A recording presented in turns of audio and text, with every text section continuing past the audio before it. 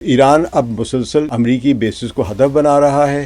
اسرائیل کے کئی شہروں پر ایران نے میزائل داغے ہیں۔ تل ابیب میں بھی تباہی پھیلی ہوئی ہے۔ اسرائیل اور امریکہ خواب دیکھ رہے ہیں، یعنی رجیم چینج۔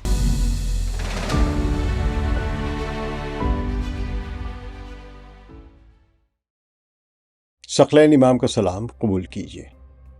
اس وقت اسرائیلی وزیر اعظم بنجامن نیتن یاہو نے دعویٰ کیا ہے کہ امریکہ کے ساتھ مل کر 28 فروری کو ایران پر حملہ جو اس نے کیا تھا، اس میں ایران کے رہبر اعلیٰ یا رہبر آیت اللہ علی خامنئی کی رہائش گاہ پر میزائل مارے تھے، جس کے نتیجے میں یہ عمارت ملبے کا ڈھیر بن گئی تھی۔ اسرائیلی فوج کے سربراہ نے بھی کہا کہ ان کے آپریشن کے دوران خامنئی ہلاک ہو چکے ہوئے ہیں۔ تو امریکہ اور اسرائیلی حملوں کے بعد ایرانی افواج اور سپاہ پاسداران انقلاب اسلامی مل کر خلیج فارس میں امریکی ملٹری بیسز پر اپنی بھرپور طاقت کے ساتھ حملے کر رہے ہیں، اور بحرین میں 5th فلیٹ کے ہیڈ کوارٹر کو تباہ کیا ہے۔ قطر میں العدید ملٹری بیس کی اہم تنصیبات کو سنگین نقصان پہنچایا، بلکہ ایک بہت ہی اہم اور مہنگے ریڈار سسٹم کو تباہ کر دیا، جس کی قیمت تقریباً 1.1 ارب ڈالرز بتائی جا رہی تھی۔ تو ایران اب مسلسل ان ملکوں میں امریکی بیسز کو ہدف بنا رہا ہے۔ اسرائیل کے کئی شہروں پر ایران نے میزائل داغے ہیں، بلکہ بارش برساتی ہوئی ہے۔ تل ابیب میں بھی تباہی پھیلی ہوئی ہے۔ اس وقت رہبر کا عہدہ اسلامی جمہوریہ کی روح ضرور ہے، لیکن یہ ایک ادارہ ہے، اور ایرانی آئین میں رہبر کی جانشینی کا طریقہ کار واضح طور پر موجود ہے۔ اس لیے ان کے چلے جانے کے بعد نیا رہبر منتخب ہو جائے گا۔ لیکن جو اسرائیل اور امریکہ خواب دیکھ رہے ہیں، یعنی رجیم چینج، اس کے امکانات نظر نہیں آتے ہیں، بلکہ عوامی غم و غصہ میں کئی گنا اضافہ ہوگا اور ایرانی فورسز میں لڑنے کا جذبہ بڑھ جائے گا۔ اس بوڑھے شخص نے شیعہ مسلمانوں میں جہاد کا جذبہ بیدار کرنے کے لیے خود کو قربان کر دیا ہے۔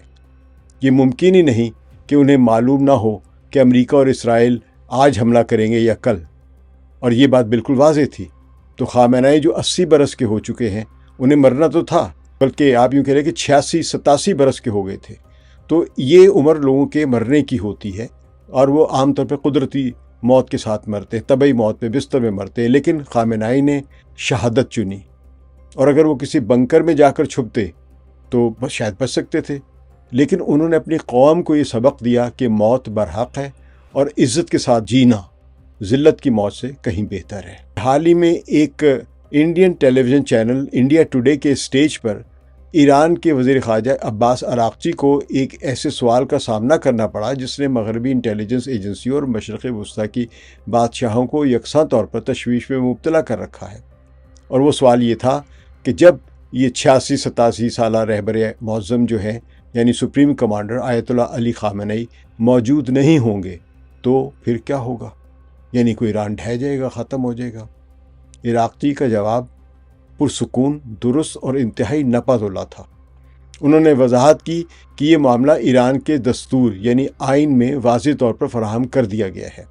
انہوں نے تفصیل بتائی کہ مجلس خبرگان رہبری یعنی ماہرین کی کونسل، جو کہ منتخب علماء کا ایک ادارہ ہے، ضرورت پڑنے پر نئے رہبر کا انتخاب کرے گی، بالکل ویسے ہی جیسے اس نے 1989 میں انقلاب کے بانی آیت اللہ روح اللہ خمینی کے انتقال کے بعد کیا تھا، جب نئے رہبر کا تقرر محض 24 گھنٹوں سے بھی کم وقت میں ہو گیا تھا۔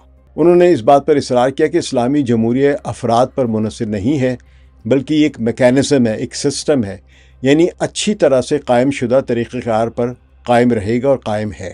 وہاں کوئی خلا نہیں ہوتا کسی کے انتقال سے یا کسی کی موت سے۔ انہوں نے بات کو مزید آگے بڑھایا۔ ان کا استدلال تھا کہ اسلامی جمہوریت کے نظام کو عوام کی بھرپور حمایت حاصل ہے، اور انہوں نے ثبوت کے طور پر انقلاب کی 47ویں سالگرہ کا حوالہ دیا، جب مختلف شہروں میں لوگوں کے بڑے بڑے جمع غفیر سڑکوں پر نکل آئے تھے۔ ایرانی میڈیا اس کو 3.5 کروڑ افراد بتاتا ہے جو اس دن سڑکوں پر جلوس میں نکل آئے تھے، اور بیرونی ملک کا جو میڈیا ہے یعنی مغربی میڈیا، وہ بھی لاکھوں کا ہجوم ضرور مانتا ہے۔ تو اس بار عوامی شرکت پچھلے پرانے سالوں سے کہیں زیادہ تھی، یہ عباس عراقچی نے کہا، اور پھر انہوں نے ایک استعارہ استعمال کیا جس نے قیادت کی نفسیات اور ذہنیت کو ظاہر کیا۔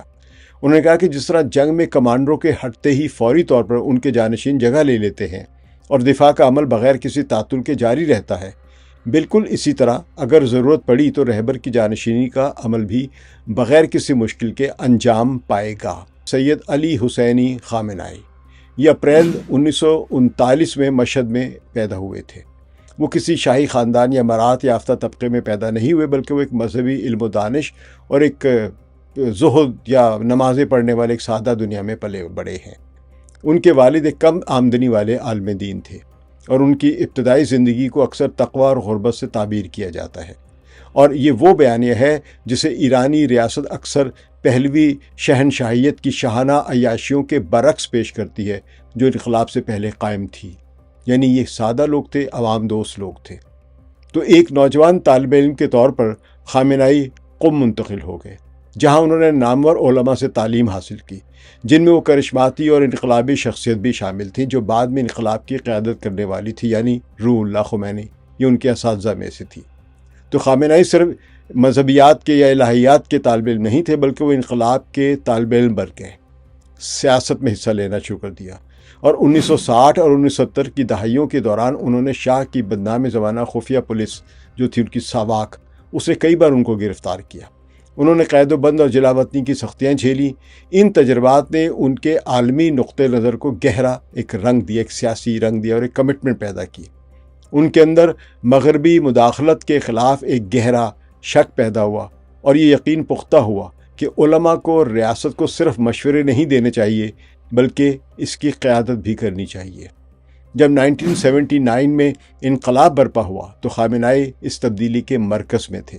وہ تہران کے امام جمعہ بنے جب انقلاب کامیاب ہو گیا، اور بعد میں نائب وزیر دفاع کے طور پر خدمات سر انجام دی۔ 1981 میں ابو ذر مسجد میں، جو کہ ایران میں ایک مسجد ہے تہران میں، اس میں تقریر کرتے ہوئے ایک ٹیپ ریکارڈر میں ایک بم چھپایا گیا تھا جو ان کے پہلو میں پھٹا۔ اس دھماکے نے ان کے دائیں بازو کو ہمیشہ کے لیے مفلوج کر دیا۔ اسلامی جمہوریہ کی سیاسی ثقافت میں اس حملے نے انہیں ایک زندہ شہید کا درجہ دے دیا، یعنی جن پر اٹیمپٹ ہوئی ان اسیسینیشن کی لیکن وہ زندہ بچ گئے۔ ایک ایسا شخص جو انقلاب کی راہ میں زخمی ہوا لیکن پھر بھی اپنے موقف پر ڈٹا رہا۔ اس علامتی سرمایہ نے سخت گیر دڑوں میں ان کی پوزیشن کو بہت مضبوط کر دیا۔ ایران اور عراق کی طویل اور تباہ کن جنگ کے دوران انہوں نے صدر کے طور پر خدمات سر انجام دی۔ اس سے پہلے یہ وزیر دفاع بھی رہے تھے مکمل، کیونکہ ان سے پہلے جو وزیر دفاع تھے مصطفیٰ چمران، وہ ایک حادثے میں وہ بھی شہید ہو گئے تھے۔ اس کے بعد یہ وزیر دفاع بنے، اور اس طرح یہ زخمی بھی ہوئے تھے۔ تو انہی کے دوران جو اس وقت ایران کے صدر تھے محمد علی رجائی، وہ ایک بم دھماکے میں اپنے وزیر اعظم جواد باہنر کے ساتھ ہلاک ہو گئے تھے۔ تو ان کی جگہ پر پھر یہ صدر منتخب ہوئے۔ تو 8 سالہ تنازع جو تھا عراق ایران جنگ کا، وہ ان کے زمانے میں ہوا ہے۔ تو 8 سالہ اس تنازع میں اس نوجوان جمہوریہ کے لیے ایک کٹھالی ثابت ہوا، یعنی اس میں یہ ڈٹ گئے اور انہوں نے اپنے ملک کی بہت خدمت کی۔ اس نے خود انحصاری اور مزاحمت کے نظریے کو تقویت دی، اور اس یقین کو پختہ کیا کہ ایران صرف اپنی صلاحیتوں پر بھروسہ کر کے اور مستقل بیرونی دباؤ کے لیے تیار رہ کر ہی زندہ رہ سکتا ہے۔ 1989 میں جب آیت اللہ خمینی کا انتقال ہوا تو بہت سے بیرونی مبصرین نے ریاست کے بکھرنے کی پیشین گوئی کی، ابھی ختم ہو جائے گا ریولوشن۔ خامنائی اس وقت اعلیٰ ترین درجے کے عالم نہیں تھے، وہ مرجع یعنی گرینڈ آیت اللہ بھی نہیں تھے۔ پھر بھی مجلس خبرگان نے ایک فوری فیصلے کے ذریعے انہیں ایک دن سے بھی کم کے وقت میں سپریم لیڈر منتخب کیا، اور پھر ان کا تقرر ہو گیا۔ اس لمحے نے ایک مثال قائم کر دی۔ ایرانی نظام میں سیاسی وفاداری، انقلابی اسناد، اور جسے بصیرت یعنی سیاسی دور اندیشی کہا جاتا ہے، مذہبی درجہ بندی میں سینیورٹی پر غالب آ سکتی ہے۔ جس طریقہ کار کا ذکر عراقچی نے کیا، اس کی جڑیں ایران کے دستور کے 8ویں باب میں موجود ہیں۔ جانشین صرف کوئی بھی سیاستدان یا مقبول شخصیت نہیں ہو سکتی۔ آئین کا تقاضا ہے کہ رہبر ایک فقیہ ہو، یعنی اسلامی قانون کا ایسا ماہر جو اجتہاد یا آزادانہ شرعی قانونی فیصلے کرنے کی صلاحیت رکھتا ہو۔ اس کے پاس عدالت ہونی چاہیے، جس کا مطلب ہے اسلامی فقہ میں اخلاقی اور اخلاقی سالمیت ہے، اور اسے ایک ایسی سیاسی دور اندیشی کا مظاہرہ کرنا چاہیے جو قوم کو داخلی اور بین الاقوامی بحرانوں سے نکالنے کے لیے کافی ہو، جسے ہم فہم و فراست بھی کہتے ہیں، سیاسی فہم و فراست۔ تو اس فیصلے کی ذمہ دار مجلس خبرگان رہبری ہے، جو عوام کے ذریعے منتخب کردہ ایک 88 علماء پر مشتمل ایک ادارہ ہے۔ حالانکہ ان کے کاغذات نامزدگی کی جانچ پڑتال جو ہوتی ہے وہ شورائے نگہبان یعنی گارڈین کونسل کرتی ہے۔ ان کی رسمی ذمہ داری سپریم لیڈر کی نگرانی کرنا اور وقت آنے پر ان کے جانشین کا انتخاب کرنا ہے۔ جو بعض ہم مغربی میڈیا میں سنتے رہتے ہیں کہ رہبر جو ہے ایک بار منتخب ہو جائے اس کو کبھی نہیں ہٹایا جا سکتا، لیکن یہی مجلس خبرگان رہبری جو ہے یہ کسی بھی موجود رہبر کو اگر اس میں کوئی نقص پیدا ہو جائے یا مسائل پیدا ہو جائے تو اس کو برطرف بھی کر سکتی ہے۔ تاہم حالیہ برسوں میں جانشینی کا سوال قم کے مدرسوں کی خاموش گونج سے نکل کر مغربی میڈیا کی سرخیوں تک پہنچ چکا ہے۔ برسوں تک New York Times, Wall Street Journal جیسے اشاعتوں نے اس معاملے کو مرحوم صدر ابراہیم رئیسی اور سپریم لیڈر کے بیٹے مجتبیٰ خامنہئی کے درمیان ایک دوڑ کے طور پر پیش کیا کہ رئیسی اور مجتبیٰ خامنہئی جو ہیں، یعنی جو آیت اللہ خامنہئی کے بیٹے ہیں، ان میں سے کوئی ایک بنے گا رہبر خامنہئی کے مرنے کے بعد، تو ان دونوں کی دوڑ لگ گئی۔ اس طرح کی خبریں آتی، تجزیے ہوتے رہے۔ تو خیال یہ تھا کہ یہ ادارہ جاتی تسلسل کی نمائندگی کرتا ہے اور دوسرا موروثی استحکام بھی ملے گا۔ یعنی یہ کہہ رہے تھے کہ اگر رئیسی بن جاتے تو اس کا مطلب وہی ایک حلقہ بنے گا، اور اگر مجتبیٰ خامنہئی بن جاتے تو اس کا مطلب یہ موروثی ادارہ بن جائے گا۔ پھر 2024 میں ابراہیم رئیسی ایک ہیلی کاپٹر کا حادثے میں جہاں بحق ہو گئے اور بیانیہ اکثر بدل گیا، تو مغربی رپورٹنگ نے ہنگامی صورتحال کے منظرناموں پر توجہ مرکوز کرنا شروع کر دی۔ نیو یارک ٹائمز کی جون 2025 کی ایک رپورٹ میں دعویٰ کیا گیا کہ خامنہئی نے مجلس خبرگان کے اندر ایک خفیہ کمیٹی کو ناموں کی ایک مختصر فہرست فراہم کی۔ اس کا مطلب یہ تھا کہ جانشینی کی منصوبہ بندی محض قیاس آرائیوں سے نکل کر ٹھوس ہنگامی اقدامات تک پہنچ چکی ہے۔ اب یہ خبر کتنی صحیح ہے یا نہیں ہے، لیکن یہ کہ مغربی میڈیا بہت عرصے سے دیکھ رہا ہے کہ جب بھی کبھی جانشینی ہوگی تو بہت بڑا سیاسی بحران پیدا ہوگا، اس لیے وہ ہمیشہ یہی سمجھتے رہیں اور کوشش کرتے رہیں کہ ان کا انتقال ہو تو ایک بہت بڑا سیاسی خلا پیدا ہوگا اور رژیم چینج کے امکانات بڑھیں گے۔ بہرحال اپوزیشن ذرائع خاص طور پر ایران انٹرنیشنل نے دعویٰ کیا کہ انہیں داخلی مشاورت تک رسائی حاصل ہے، یعنی ایران انٹرنیشنل جو ایران کے مخالف، یعنی اسلامی جمہوریہ ریپبلک جو ایران ہے اس کے مخالف یہ ایک انٹرنیشنل میڈیا کا ادارہ ہے، تو اس نے دعویٰ کیا کہ ان کو اس مشاورت تک رسائی حاصل ہے۔ تو 2022 اور 23 میں مہسا امینی کی موت کے بعد ہونے والے مظاہروں کے دوران انہوں نے رپورٹ کیا کہ خفیہ کمیٹی نے ممکنہ امیدواروں کی تلاش تیز کر دی ہے۔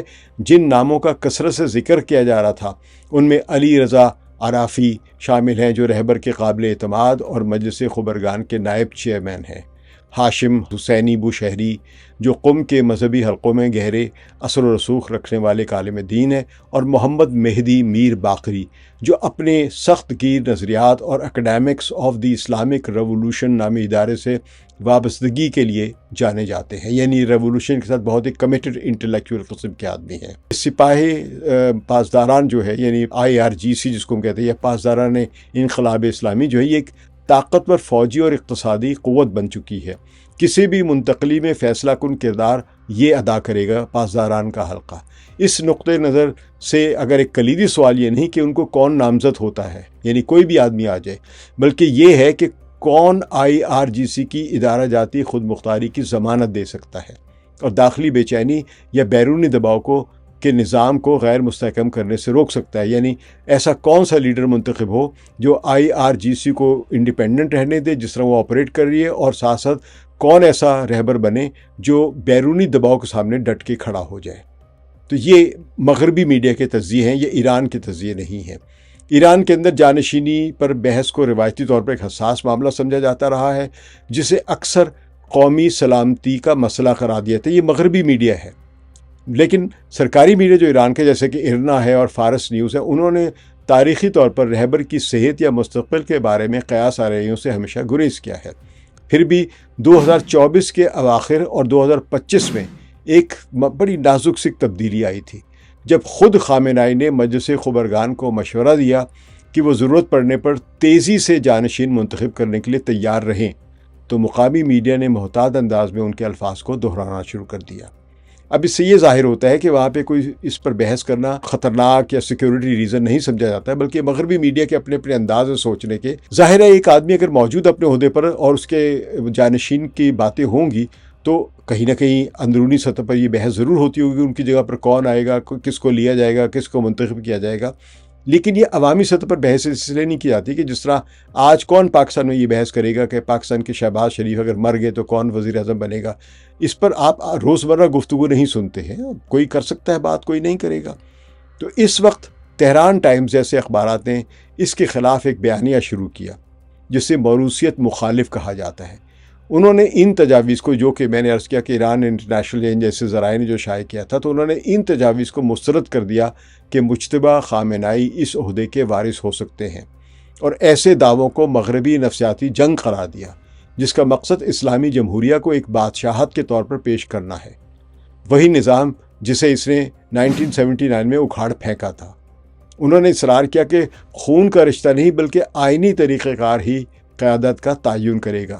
یہ مغربی میڈیا کبھی کھل کے بیان نہیں کرتا ہے کہ وہاں پہ وراثت کے تحت رہبر نہیں منتخب ہوتا، بلکہ رہبر کا انتخاب ایک مجلس خبرگان رہبری کرتی ہے. اسی دوران علی لاریجانی جیسی شخصیات جو سپریم نیشنل سیکیورٹی کونسل کے اندر دوبارہ ایک اہم عہدے پر فائز ہو گئے اور وہ نمایاں ہو کر ابھرے ہیں، وہ اگرچہ فقیہ کے درجے پر نہ ہونے کی وجہ سے سپریم لیڈر بننے کے اہل نہیں ہیں، لیکن لاریجانی کو ایک تجربہ کار بحران مینیجر کے طور پر پیش کیا جا رہا ہے جو کسی بھی عبوری دور میں ریاست کے استحکام میں مدد دے سکتے ہیں، لیکن وہ فقیہ نہیں ہیں. اب دیکھتے ہیں کہ مجلس خبرگان رہبری ان کے بارے میں کیا فیصلہ کرتی ہے. تو حالیہ افواہوں میں صرف جانشینی کے ایک منصوبے کا نہیں بلکہ کثیر الجہتی ہنگامی ڈھانچے کا ذکر کیا گیا ہے جو اہم فوجی اور حکومتی عہدیداروں تک بھی پھیلا ہوا ہے. یعنی صرف رہبر ہی کا ریپلیسمنٹ نہیں تیار ہو رہا ہے بلکہ ہر عہدے کا ریپلیسمنٹ تیار کیا جا رہا ہے. صدر کا بھی، نائب صدور کا بھی، وزراء کا بھی، جنرلوں کا بھی، کمانڈرز کا بھی، سب کا ریپلیسمنٹ تیار کیا جا رہا ہے. ایک عارضی قیادت کونسل کا تصور جس میں کئی سینئر شخصیات مشترکہ طور پر اختیارات استعمال کریں. کچھ تجزیوں میں مقبول ہوا ہے ایسی باتیں. اس طرح کے انتظامات کسی ایک ناکامی کے خطرے کو روکیں گے اور اس بات کو یقینی بنائیں گے کہ کسی اچانک بحران کی صورت میں بھی نظام کام کرتا رہے گا. ان تمام بحثوں کے مرکز میں ولایت فقیہ کا نظریہ ہے، یعنی فقیہ کی سرپرستی والی ایک حکومت یا ریاست. مغربی جمہوریتوں میں ریاست کی تعریف عام طور پر سیکولر اداروں کے ایک مجموعے کے طور پر کی جاتی ہے. ایران میں ریاست ایک مذہبی مشن کے ساتھ جڑی ہوئی ہے. علماء صرف مشیر نہیں، وہ حکمرانی کے اخلاقی اور قانونی اختیار کی علامت ہے. عراقچی کا یہ اصرار کہ علماء اور ریاست کے ڈھانچے جو ہیں یہ کے درمیان، ان دونوں کے درمیان کوئی علیحدگی نہیں، اسی بنیادی اصول کی ایک عکاسی کرتا ہے. یہاں پہ یہ بتا دوں کہ ایران میں جو ولایت فقیہ کا تصور ہے اس کا مطلب یہ ہے کہ جو بھی شیعہ عقائد کے مطابق امام زمانہ ہے، یعنی امام مہدی جو ہیں، ان کی غیر موجودگی میں جو بڑے بڑے علماء ہیں شیعہ، یہ ان کے نائب سمجھے جاتے ہیں. ان کے جانشین بھی نہیں کہہ لے بلکہ ان کی غیر موجودگی میں یہ فقہی اختیارات استعمال کر سکتے ہیں. اور ایران میں جو ایک مذہبی تصور ہے اس میں فقہ جو ہے وہ صرف مذہبی معاملات کے لیے نہیں مختص یا مخصوص، بلکہ یہ سیاسی اور دنیاوی کاموں کے لیے بھی کچھ فیصلے کرتی ہے، جس طرح کہ کمانڈ کرنا، سیاست کی نگرانی کرنا اور ایک قائد کی حیثیت سے ابھرنا. تو مغربی اور ایرانی بیانیے کے درمیان مرکز فرق اب بھی نمایاں ہے. بہت سے مغربی تجزیہ کار یا تجزیہ نگار جو ہے جانشینی کو ایک ممکنہ ٹوٹ پھوٹ کا لمحہ سمجھتے ہیں، ایک ایسا وقت جب پابندیوں، احتجاج اور جغرافیائی سیاسی تصادم کا دباؤ یکجا ہو سکتا ہے. جب اس وقت تو خاص طور پہ ایران پر امریکہ اور اسرائیل نے براہ راست جنگ بھی مسلط کر دی ہوئی ہے، حملے ہو رہے ہیں، بہت ساری تباہیاں ہو رہی ہیں. تو ان حالات میں ان کو کچھ نہ کچھ آلٹرنیٹیو سوچنے کی ایک وقت بھی ملے گا اور وہ اس کے لیے تیاری کر رہے ہیں. یہ مطلب یہ مغربی ملکوں کا تو یہ خیال ہے کہ ایسے حالات میں جب جنگ بھی بڑھی ہوئی ہے اور یہ تصادم بھی ہو رہا ہے اور اندر کے بھی مسائل ہیں، اکنامک مسائل بھی ہیں، سینکشنز بھی ہیں، تو ایران ٹوٹ جائے گا. لیکن اس کے برعکس ایرانی حکام اسے ایک ضابطے کی ناگزیر کارروائی کے طور پر پیش کرتے ہیں جو آئینی متن اور انقلابی تجربے کے تابع ہے. 1989 میں جانشینی 24 گھنٹوں سے بھی کم وقت میں مکمل ہو گئی تھی. تو مجلس خبرگان جو کہ 88 علماء پر مشتمل ہے، جن کا کام تسلسل کو یقینی بنانا ہے، یہ اسلامی جمہوریہ کے 47 سالوں سے قائم ہے، جس نے 8 سالہ جنگ، دہائیوں کی پابندیوں اور اندرونی جو احتجاج کے بار بار آنے والی لہروں کا مقابلہ کیا ہے، یعنی ہر بحران کا مقابلہ کیا ہے. حکمت عملی واضح ہے. سفارتی پیغام رسانی کے ذریعے طاقت کا اظہار کریں. دستور میں شامل قانونی ڈھانچے پر زور دیں. آخری لمحے تک علی خامنہئی کی تصویر کو مزاحمت کی ایک زندہ علامت کے طور پر برقرار رکھے، اور جب وہ لمحہ آئے تو منتقلی کو کسی ٹوٹ پھوٹ کے طور پر نہیں بلکہ ایک جاری مشن کے طور پر، اگلے قدم کے طور پر پیش کرے۔ یہ کل ایک میسج ہے۔ فی الحال یہ ضمانت کاغذ پر اور سرکاری اعلانات میں موجود ہے، یعنی آئین اور دستور میں موجود ہے۔ حتمی فیصلہ سرخیوں میں نہیں لکھا جائے گا بلکہ تہران کی گلیوں اور قوم کی علمی مراکز میں لکھا جائے گا، جہاں قانون، نظریہ اور طاقت مل کر اسلامی جمہوریت کے مستقبل کی تشکیل کرتے ہیں۔ اس وقت جس طرح کا مشہد میں مظاہرہ ہوا ہے اس حکومت کی حمایت کے لیے حملوں کے بعد، امریکہ اور اسرائیل کے حملوں کے بعد، وہ یہ دکھا رہا ہے کہ ایرانی عوام اب اپنی اس ریاست کے ساتھ کھڑے ہو گئے ہیں۔ لیکن ایرانی دستور در حقیقت سپریم لیڈر کے انتخاب اور جانشینی کے بارے میں کہتا ہے کیا ہے، یہ بھی ہم ذرا دیکھ لیں۔ وزیر خارجہ عراقچی کی سفارتی لفاظی سے ہٹ کر اسلامی جمہوریہ ایک سخت، اگرچہ اکثر بحث طلب، قانونی ڈھانچے کے تحت کام کرتی ہے، یعنی ان کا ایک بڑا مضبوط آئین ہے جس کو توڑنا مشکل ہے۔ جانشینی کی ضمانت کو سمجھنے کے لیے ہمیں باب 8 یعنی 8 چیپٹر کے 5 اہم آرٹیکلز کو، بالخصوص آرٹیکل 107 اور 111 کو دیکھنا ہوگا۔ آرٹیکل 107 جانشینی کی بنیادی شق کے طور پر کام کرتا ہے، جو رہبر کے لیے براہ راست عوامی انتخاب کے کردار کو واضح طور پر ختم کرتا ہے۔ آیت اللہ خمینی کے دور کے بعد دستور میں ترمیم کی گئی تاکہ تقرری کا اختیار مکمل طور پر مجلس خبرگان کو دے دیا جائے۔ ان کا مینڈیٹ کا تقاضا کرتا ہے کہ وہ تحقیق اور مشاورت کریں تاکہ کسی ایسے امیدوار کو تلاش کیا جا سکے جو فقہی یا سیاسی حیثیت میں برتر ہو۔ اگر ایسا کوئی برتر فرد نہیں ملتا تو اپنے درمیان سے کسی ایک کا انتخاب کرتے ہیں، جس کے بعد وہ شخص ولایت امر یعنی ریاست کے معاملات کی سرپرستی کا عہدہ سنبھال لیتا ہے۔ آرٹیکل 108 منفرد ہے کیونکہ یہ مجلس خبرگان کو اپنے قواعد و ضوابط خود لکھنے کا اختیار دیتا ہے، جس میں ارکان کی تعداد، اہلیت اور ووٹنگ کے طریقے شامل ہیں۔ یہ ایک خود مختار ادارہ ہے جو پارلیمنٹ یا انتظامیہ کی مداخلت سے محفوظ ہے۔ رہبر کی اہلیت کے حوالے سے آرٹیکل 109 میں 3 لازمی شرائط پیش کر رہا ہے، یعنی 3 لازمی شرائط پیش کرتا ہے اس لیے تاکہ پتہ چلے کہ صرف کون سے لوگ ہیں جو رہبر بن سکتے ہیں۔ امیدوار کے پاس مجتہد کے طور پر علمی صلاحیت ہونی چاہیے تاکہ وہ فتویٰ دے سکے۔ اس کے پاس انصاف اور تقوی کی صورت میں اعلیٰ اخلاقی کردار ہونا چاہیے، اور اس کے پاس سیاسی بصیرت ہونا چاہیے، یعنی فہم و فراست۔ یہ آخری ضرورت، یعنی جسے ہم کہہ لیں کہ ایک بڑی آئینی اور سیاسی شق کہا جاتا ہے، اس ہمت، انتظامی صلاحیت اور سماجی دانائی کا تقاضا کرتی ہے جو ایک جدید قومی ریاست کو چلانے کی ضرورت ہے، جس کا تقاضا کیا جاتا ہے کہ ایسی صلاحیتیں ہونی چاہیے ایک رہبر میں۔ جہاں آرٹیکل 109 شخصیت کی تفصیل بتاتا ہے، آرٹیکل 110 اس کے اختیارات کی ایک جامع فہرست فراہم کرتا ہے جو علماء اور ریاستی ڈھانچے کے درمیان کسی فرق کو باقی نہیں رہنے دیتا ہے۔ ان اہم اختیارات میں نظام کی عمومی پالیسیوں کا تعین جنگ اور امن دونوں صورتوں میں مسلح افواج کی سپہ سالاری اور عدلیہ اور پاسداران انقلاب جو ہیں، سرکاری میڈیا جو IRIB اور کہہ لیں کہ آپ فوج کے سربراہوں کی تقرری اور معزولی شامل ہے، انٹیلیجنس کے سربراہ جو ہیں، یہ سب رہبر کو اختیارات دیتے ہیں۔ تو مزید برآں رہبر کو حکومت کے تینوں شاخوں کے درمیان تنازعات حل کرنے کا اختیار بھی ہے، یعنی مقننہ، انتظامیہ اور عدلیہ۔ اختیار کے کسی بھی خلا کو روکنے کے لیے آرٹیکل 111 ایک ہنگامی طریقہ کار متعین کرتا ہے جو صورتحال میں نافذ ہوتا ہے جب رہبر کا انتقال ہو جائے، وہ مستعفی ہو جائے یا انہیں معزول کر دیا جائے۔